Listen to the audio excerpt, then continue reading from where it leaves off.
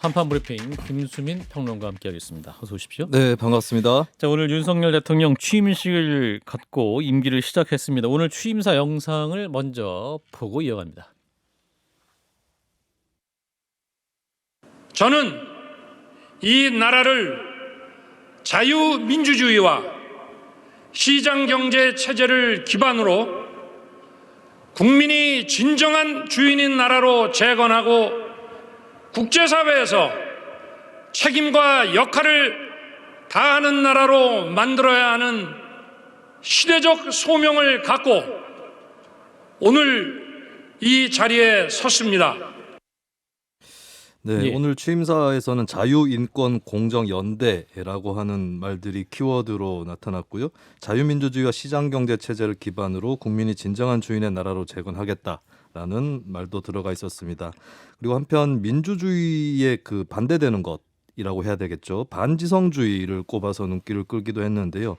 지나친 집단적 갈등에 의해 진실이 왜곡되고 다수의 힘으로 상대 의견을 억압하는 것이다라고 대통령은 소개를 했습니다. 또 북한에 대한 언급도 들어 있었습니다. 실질적인 비핵화로 전환을 한다면 북한 주민의 삶을 획기적으로 개선할 수 있는 담대한 계획을 준비하겠다라고 밝혔습니다. 예. 자, 윤석열 대통령과 배우자 김건희 대표, 김건희 여사 현종원 참배를 마치고 취임식 본행사가 열리는 여의도 국회의사당에 도착도 했는데 오늘 취임식 풍기는 어땠습니까? 네, 취임식의 슬로건은 다시 대한민국 새로운 국민의 나라였습니다. 처음에 윤 대통령 부부가 도착을 하면서 어린이 2명이 나왔는데요. 예. 광주 출신의 여성 어린이와 대구 출신의 남성 어린이가 등장해서 꽃다발을 전달을 했습니다. 예. 지역 갈등을 해소하겠다라고 하는 상징으로 읽혀졌고요. 윤 대통령 부부는 취임식 연단으로 180m 가량의 거리를 걸어가면서 이동을 했습니다. 관례를 이제 차량으로 이동하던 것을 관례를 깬 것이죠. 예. 그 와중에 참석 시민들과 인사를 나누고 국민희망 대표 20명과 함께 연단에 올랐고요. 연단에 오르면서 가장 먼저 인사한 사람은 문재인 전 대통령이었습니다. 회동 후에 40일 만의 만남이었고요. 예. 그다음은 박근혜 전 대통령과 인사를 했고 국내외 내빈들과 또 인사를 나눴습니다. 식사는 김부겸 국무총리가 관례에 따라 낭독을 했고 대통령 취임식 사상 처음 선보인 돌출 무대에서 윤 대통령이 취임 선서와 취임사 낭독을 가졌습니다. 그러고 나서 윤 대통령은 문 전 대통령 부부에게 또 김건희 대표는 박 전 대통령에게 향해서 이제 환송을 하는 그런 모습을 보여줬습니다. 예. 취임식 종료 이후에는 용산의 새 대통령 집무실로 이동을 했고요. 원래 카퍼레이드가 없다는 방침이었었는데 6분 정도 썬루프를 열고 차량에서 얼굴을 드러내서 시민들에게 손을 흔들기도 했습니다. 예, 자, 윤석열 대통령 오늘 공식 취임을 했습니다. 취임사까지 들으셨을 텐데 진 작가님부터 논평해 주시면. 예, 반지성주의를 언급한 것은 아주 적절했다고 보고요. 그동안에 이제 민주당 정권이 게임의 규칙을 파괴했거든요. 시민사회에서 정치적인 논쟁이나 토론의 바탕이 되는 커먼센스라는 거 있지 않습니까? 누가 합의하는 공통의 기반을 파괴했단 말이죠. 그래서 이성보다는 감성에 호소하고 토론과 설득보다는 선동을 해왔고 그러다 보니까 국민들이 하나의 세계를 공유하지 못하는 표창장이 진짜인 세계와 가짜인 세계로 나눠지고 결국은 탈진실, 거짓이 이제 진실의 행사를 하고 대안적 현실, 현실이 아닌 허구가 현실의 행세를 하는 그래서 강성 지지자들 같은 경우에는 일단 정치적 지지라기보다는 종교 현상처럼 하나의 광적인 지지 집단의 생각이 형성이 돼버린 겁니다. 이것이 이제 서로 대화의 불능 상태를 만들어버린 것들, 그래서 국민을 갖다 분열시킨 것들이 이제 문제가 됐던 거고 예. 이 부분을 적확하게 짚었는데 문제는 뭐냐면 이걸 얼마나 잘 지킬 것인가 하는 문제고요. 두 번째는 이제 자유인데 이 자유가 두 가지 의미가 있거든요. 하나는 정치적 자유의 문제입니다. 그러니까 사실은 이 집권층이 이상한 종류의 혁명적 정서 같은 게 이제 예. 있어가지고 법치주의 이런 거를 좀 무시하거든요. 예. 한마디로 뭐냐면은 자기들이 하고 있는 더 고차의 가치를 위해서 법이란 것은 수단이 되어야 된다라고 하다 보니까 법치가 아니라 법에 의한 지배, 즉 쉽게 말하면 입법 활동을 갖다 정치 활동으로 갖다가 함으로써 사실 법치주의를 갖다 깨뜨리는 권위주의 현상들을 보였거든요. 그래서 보통 리걸 마인드가 없잖아요. 이 부분에 대한 지적이 하나가 들어간 것 같고 또 하나 이제 걱정되는 부분은 바로 뭐냐면 이 경제적 자유거든요. 예. 여기에 바탕에 뭐가 깔려 있냐면 결국 줄부세가 깔려 있어요. 무조건 줄부세라면? 세금은 줄이고 규제는 풀고 법질성은 세운다. 이렇게 되게 되면 결국은 옛날 보수가 그냥 다시 돌아온 거거든요. 우리가 예. 흔히 신자유주의라고 비판하는 그런 자유지상주의, 시장 만능주의 이 경향이 딱 엿보이더라고요. 그래서 이 음. 부분이 좀 걱정이 됩니다. 예, 자유라는 단어가 정말 많이 나오긴 했습니다. 예. 자, 김성현 소장님. 예, 뭐 이어서 좀 다른 부분 더 말씀드리면 외교와 관련돼서는 국제사회 연대를 강조하면서 자유란 키워드를 그대로 살렸습니다. 예. 그 얘기는 다른 말로 하면 그러니까 이제 중국과의 관계가 점점 더 벌어지겠구나라는 예측이 좀 가능했던 것 같습니다. 이제 소위 말하는 이제 D10이라고 하죠. 데모크라시 스탠. 민주주의가 고도로 발전한 10개국을 중심으로 해서 글로벌 서플라이 체인을 만들어서 중국과 러시아 등을 제외하고도 나머지 자유주의 국가들끼리 하나의 연합체를 구성할 수 있다. 기존의 G7에 호주, 한국, 인도를 포함시킨 D10에 대한 구상들을 계속 지금 서구권에서 던지고 있는데 여기에 대한 좀 적극적인 수용의 의지를 읽을 수 있었습니다. 뭐 예. 그럴 수 있는 문제라고 생각하는데요. 문제는 구성원들입니다. 지금 국정원장도 북미 외교라인 출신이고 외교부 구성원 전체 그리고 청와대 비서실에 들어와 있는 분들도 거의 북미 라인, 그러니까 외교부에서 북미 라인을 담당했던 분들이 대부분이거든요. 즉 미국 통일한 이야기죠. 근데 외교라는 것이 항상 저희처럼 이 작은 나라들은 줄타기를 해야 되는데 미국으로 그냥 한 방에다 몰아서 가는 것이 과연 맞는 것인가 여기에 대한 논의가 앞으로 좀 필요할 것 같은데 인사가 메시지라는 점에서 그런 점은 좀 확고한 의지를 보여주고 있어서 이번에 곧 조 바이든 대통령도 미국 대통령도 방한을 하는데 예. 이간에 좀 그 결정적인 선언 이런 것들이 나오는 것이 좀 걱정이 좀 한편으로는 돼요. 이런 부분에 좀 속도를 조절할 필요가 있지 않을까 생각을 하고요. 그다음에 이제 이 양극화 문제에 대해서 지적을 하시면서 해결책으로 빠른 성장을 얘기를 했습니다. 빠른 성장. 예, 빠른 성장하면 좋은데 빠른 성장 어떻게 할지 구체적인 이야기들이 좀 결여되어 있다는 점 그리고 남북 관계에 있어서 아주 험한 스탠스를 취하지 않는다는 점에서는 좀 좋았다고 생각하는데요. 예, 북핵을 포기하면 그러면 자유를 주겠다. 예, 국영수 열심히 공부하면 좋은 대학 갈 수 있다는 얘기랑 거의 비슷한 얘기라서 하나만 한 얘기죠. 예, 조금 더 디테일한 얘기 그 앞으로 좀 문제는 뭐냐, 그걸 기다려집니다. 어떻게 포기하게 만드느냐가 문제인데 예. 이거 두 가지 점. 하나는 뭐냐면 사실 우크라이나 사태를 기준으로 세계가 이렇게 갈리고 있거든요. 그래서 사실은 그 윤석열 후보한테는 좋은 조짐이죠. 사실 유리한 지점이고 대통령. 예, 예. 또 하나는 그 성장 얘기인데 예. 이게 사실 옛날에는 그랬거든요. 우리가 개발도상국일 때는 성장의 모든 문제 해결이었어요. 예. 근데 우리가 이제 지금 그렇게는 안 되거든요. 정권이 바뀔 때마다 성장률은 1%씩 계속 떨어지게 돼 있어요. 이런 저성장 시대, 그다음에 뭐랄까 경제 성장이라는 게 고용으로 이어지지 않는 이런 문제를 고민하고 있었는데 옛날 틀로 좀 돌아간 게 아닌가 이런 우려가 좀 있습니다. 김수인 평론가 오늘 취임사에서 인상 깊게 들었던 장면 어떤 게 있으셨어요? 저는 안 나온 단어에 관심을 안 좀 나온 단어. 가져봤는데요. 뭐가 안 나왔어요? 수준이 높아. 통합이라는 단어가 안 나왔어요? 거의 안 나왔습니다. 어. 그러니까 필이 들어갈 것이다라는 단어로 보통 예측이 됐었는데, 근데 워낙에 그 대통령 본인도 여러 번 얘기를 했었고 진영을 가리지 않고 여러 정치인들이 다 얘기를 했던 건데 예. 혹시 이제 식상하다가 싶어서 뺀 것은 아닌가. 대신에 연대라는 표현이 또 뭐 똑같은 표현은 아닙니다만 좀 결이 다른 표현이 연대라는 표현이 들어갔고요. 그리고 공정과 상식이라는 표현을 대통령이 많이 썼는데 예. 상식이란 말이 안 나옵니다. 네. 그리고 법치라는 말이 안 나와요. 그래서 검사의 이미지라든지 이런 것들을 좀 벗기 위하거나 혹은 이제 상투적으로 많이 쓰는 말들을 피한 것이 아닌가 이렇게 한번 뭐 그 답을 명확하게 제가 들은 건 아니지만 추정으로 한번 해봤습니다. 예, 통합과 관련돼서 저 항의할 게 하나 있었는데 깜빡했네요. 어디 항의하실 것입니까? 이거 인수위죠. 인수위. 나 예, 없어졌구나. 항의하세요. 끝났는데 뭐 근데 이 점은 좀 받을 데가 예, 없어, 항의를. 광주 인수위는 출신 이미 여성 끝났습니다. 어린이와 대구 출신 남성 어린이 뭐야, 이렇게 그거. 한 게 그러니까 참. 대구와 광주를 강조한 건 알겠는데 예. 왜 대구가 남자고 왜 이 광주가 여성이고 게다가 대구가 또 남성이 또 10살 여성이 6살 너무 모든 것이 이 그냥 천편일률적으로 틀에 박혀 있는 어떤 이런 그림이었거든요. 앞으로는 이런 점엔 좀 더 세심한 신경을 써주셨으면 좋겠다라고 건의를 드리겠습니다. 지역주의라는 건 사실 상당히 약화가 됐고 지금 있는 지역주의가 과거의 그 국가는 좀 성격이 굉장히 다른 건데 옛날 노래를 지금 부르고 있다는 느낌이에요. 예. 어쨌든 꽃다발은 잘 전달됐습니다. 자, 그리고 오늘 영실기에서 전직 대통령이 됐죠. 문재인 전 대통령. 오늘 오후 양산 자택으로 귀향을 했는데 역시 관련 영상이 준비되어 있습니다. 보고 이어가겠습니다. 제 아내와 함께 얽매이지 않고 이제 자유롭게 잘 살아보겠습니다. 여러분 성원해 주실 거죠? 저도 여러분을 끝까지 사랑하겠습니다. 예. 네, 윤석열 대통령 취임식에 참석한 문재인 전 대통령은 취임식이 끝나고 나서 서울역에서 1천여 명 지지자들의 환송을 받으면서 KTX에 탑승을 했습니다. 울산역에서 하차를 한 다음에 자동차를 타고 오후 2시 50분쯤에 양산시 하북면 평산마을에 도착을 했고요. 자택 주변에는 2천여 명의 인파가 나와서 파란색 풍선을 흔들면서 연호하면서 환영을 했습니다. 문재인 전 대통령은 드디어 제 집으로 돌아왔다. 우리 평산마을 주민들께 전입신고 드린다.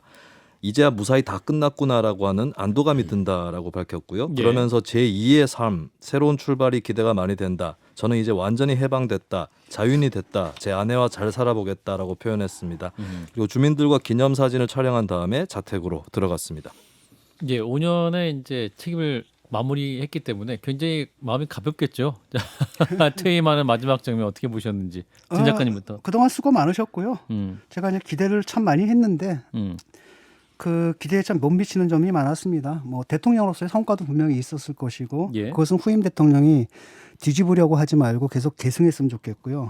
다만 이제 국민 통합에는 확실히 실패했다.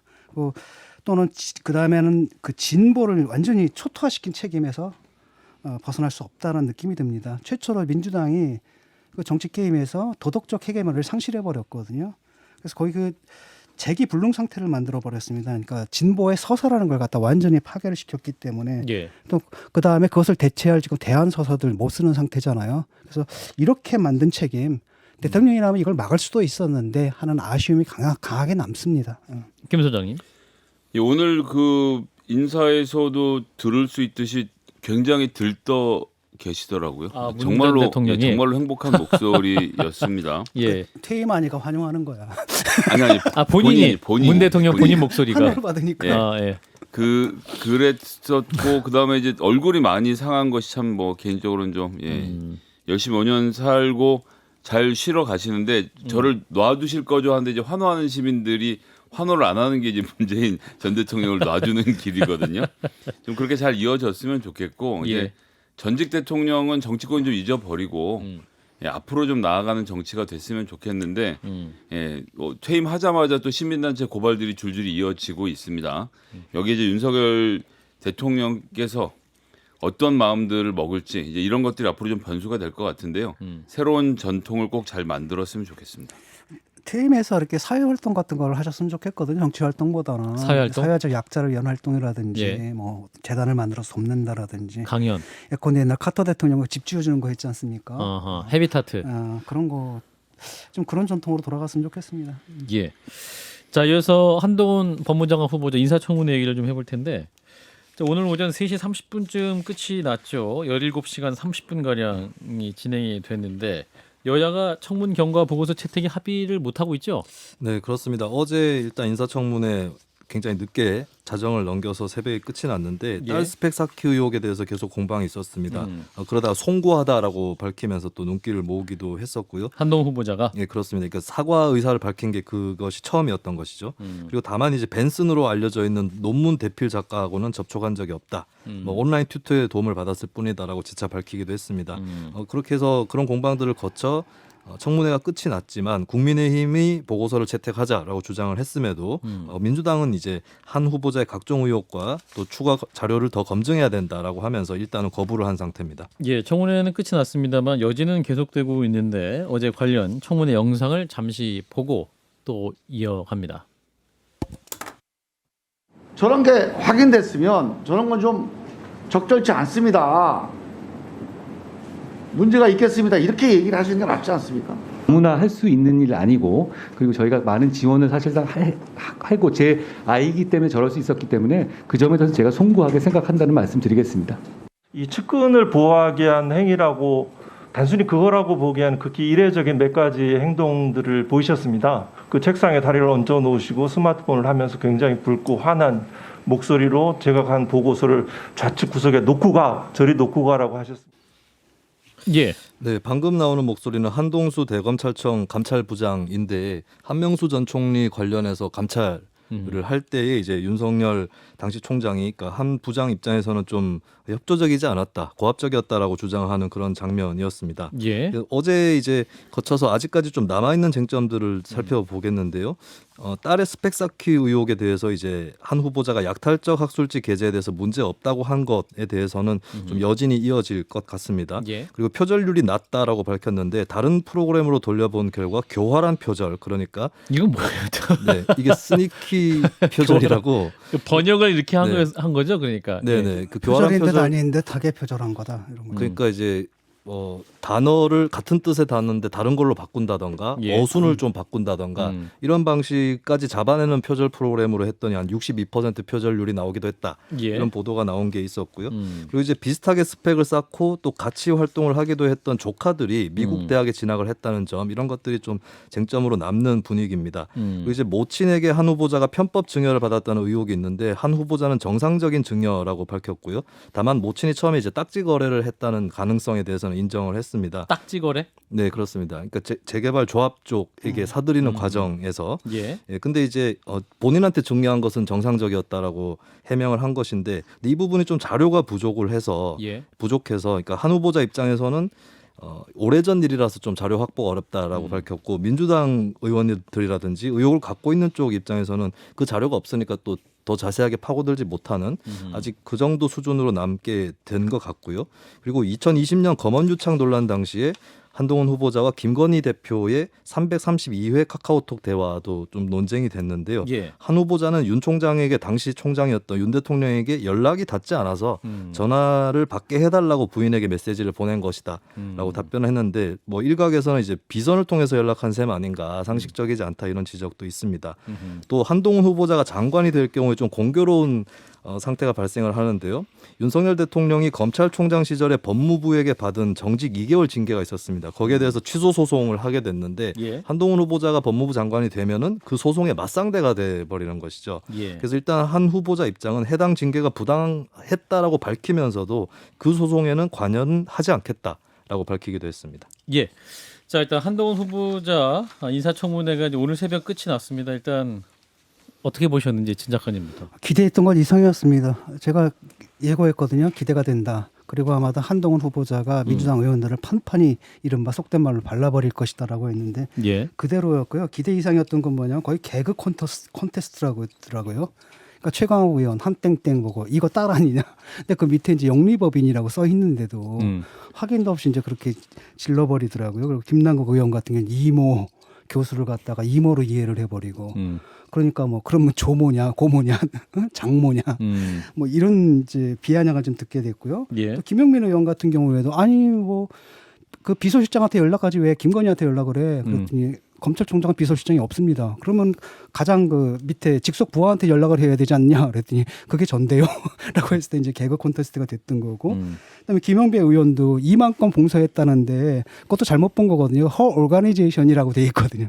그 딸이 속해 있던 조직에서 다 했던 모든 것들을 합하면 2만이라는 것인데 그것도 확인 안 하는 데다가 그다음에 이제 이수진 의원 같은 경우에는 이제 뭐라고 했냐면 이분은 거의 무슨 제가 볼 땐 좀 이런 말씀 드려도 될지 모르겠지만 그 안 마셔도 평소가 소주 2병 반인 것 같더라고요. 그러니까 네티즌들이 술 취한 게 아니냐 이런 얘기를 들었고 거의 이른바 철험회라는 어떻게 보다 보니까 인사청문회 그 구성들이 그냥 그 주류가 다 그 철험회 소속이었는데 이게 한동훈 인사청문회가 아니라 민주당 의원들 인사청문회가 돼버린 것 같아요. 이분들이 과연 국회의원으로서 직무 수행에 적합한 자격과 능력을 가졌는지 그걸 갖다 국민들이 여실히 봤고요.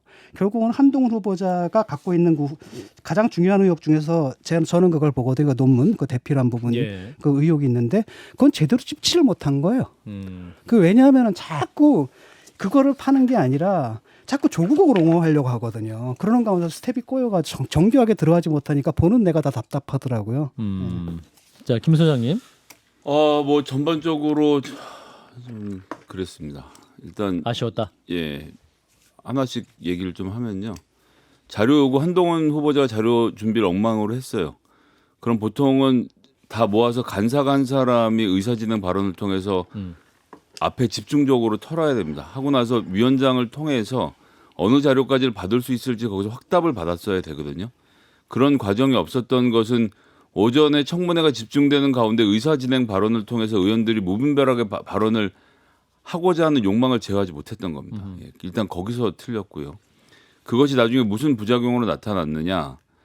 그 한동수, 이문정 두 검사가 지금 이제 민주당 측 증인으로 불려졌고 이제 김경률 회계사 그리고 또 박모 검사 이렇게 해서 네 분이 나오셨는데 이분들 특히 한동수 부장 같은 이 감찰부장 같은 경우에는 들을 만한 증언들이 있었거든요. 원래대로 배치됐으면 오후 3, 4시쯤에서 할 수 있었던 이야기였는데 예. 밤 11시까지 밀려나가니까 결국 이제 이분들로부터 들었던 증언이 거의 뭐 기사화되거나 알려지지 않았던 단점이 크게 등장을 했습니다. 그리고 후보에 대한 문제는 언론사와 물론 이제 의원들이 다 협업을 해서 낸 기사긴 한데 예. 그럼 이제 그 부분은 이미 요즘 같은 경우는 다 핸드폰이 있어서 기사를 알고 있거든요. 내용들을 보시는 분들은. 예. 그걸 접어놓고 그래서 한동훈 후보를 몰고 갔어야 되는데 질의응답을 통해서 본인 프레젠테이션 7분을 하고 나서 자 마음대로 말해보세요라고 던지고 나면 이 의원의 마이크는 꺼지고 장관 후보자의 마이크는 켜져 있는 상태로 자기 마음대로 말을 할 수가 있거든요. 결국 원하는 할 수 있는 모든 변명들과 이 해명들을 다 하는 시간을 그냥 보장해준. 질문을 계속 주고받아야 안 그러면 국민의힘 의원이 자 다시 해명해보세요 기회를 줬던 거 아닙니까? 그런 부분에 있어서 전반적으로 좀 너무 아쉬웠고요. 이 딸 의혹과 관련돼서는 이게 불법이냐 아니냐 논쟁으로 갈 게 아니라 거짓말을 하고 있느냐 안 하고 있느냐. 그다음에 언론사 기자 한겨레 신문 기자를 고소해서 지금 괴롭히고 있는 중이지 않습니까? 이런 문제 포함해서 도덕성에 대한 문제, 후보자로서 거짓말한 문제 등을 지적했어야 되는데 못한 게 좀 전반적으로 좀 아쉬웠습니다. 예.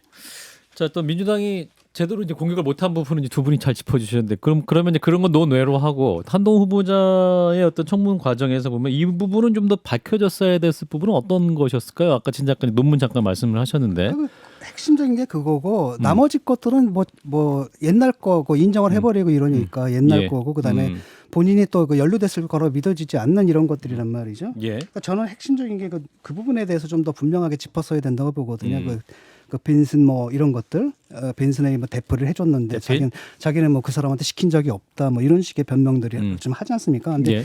상식적으로 볼 때 이거 분명히 외국 대학에 입학을 위한 스펙 쌓기잖아요. 그러면 그 부분을 분명하게 얘기하고 거기서 명확한 사과를 받아내야 되는데.